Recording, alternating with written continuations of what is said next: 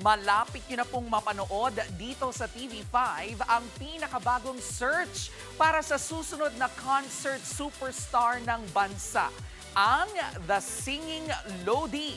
Pero di lang po yan basta pasiklaban ng boses ha, reality TV pa. Nasa frontline ng balitang yan, si MJ Marfort.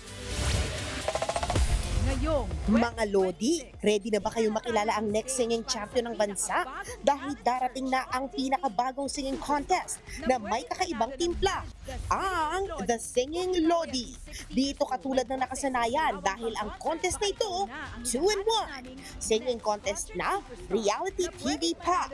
Nagpirmahan na nga ng kontrata sa pagitan ng TV5 Network at RSM Entertainment sa pangunguna ni TV5 President and CEO Guido Zaballero, Chief Financial Officer Pierre Buhay at executives ng RSM. Proud ang RSM sa partnership na ito sa 5 dahil iba talaga ang power ng kapatid network.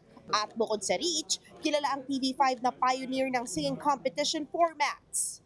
We chose TV5 to be our partner kasi iba na talaga yung pagka nasa mainstream television ka, di ba?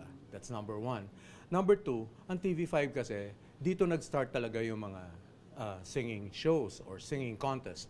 They are well known for building up stars. Bigati na magiging judges sa Singing Lodi dahil mga sikat sa entertainment at OPMC nang sasala sa mga contestants. Ang grand prize, 1 million pesos at isang recording contract. This is about a singing contest nationwide. We are looking for next concert superstar. O ano kapatid, baka ikaw na nga ang next concert superstar ng Pinas. Abangan ng The Singing Lodi, coming soon dito sa TV5. Nagbabalita mula sa Frontline, MJ Marfori, News 5.